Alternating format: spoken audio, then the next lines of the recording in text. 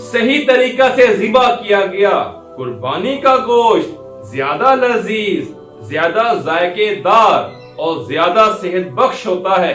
बवजह load shedding गोश्त को कबाब की शक्ल में महफूज रखकर और खुश करके रखना उसे जल्द खराब होने से बचाता है।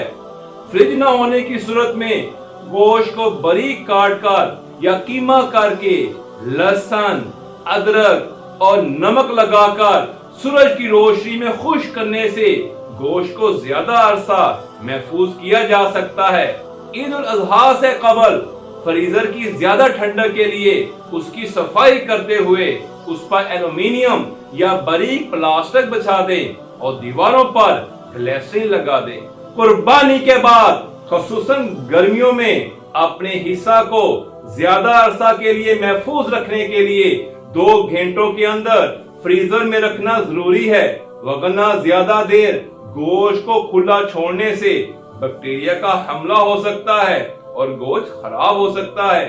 गोश्त को मलमल के कपड़ा में कीमा बनाकर निचोड़ें या फिर गोश्त को खुश करके फ्रिज में प्लास्टिक की थैलियों में बंद करके रखें, क्योंकि गोश्त में तकरीबन 90% पानी होता है।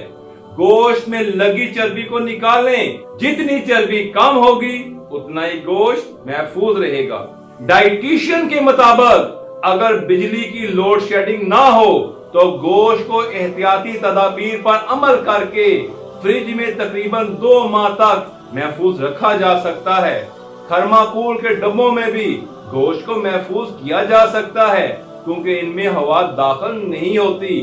कुर्बानी के गोश्त को अखबारी कागज में लपेटकर तकसीम मत करें, क्योंकि स्याही में सीसा यानी लेड होता है, जो कि सेहत के लिए नुकसानदेह है। लिहाजा हमेशा प्लास्टिक कवर ही इस्तेमाल करें। अगर किसी जानवर को ज़िबा करते वक्त आपको उसकी पसलियों के ऊपर सफेद दानों के उबार नजर आए तो ऐसा गोश्त हरगिज़ मत खाएं, क्योंकि इस जानवर को टीबी की बीमारी है।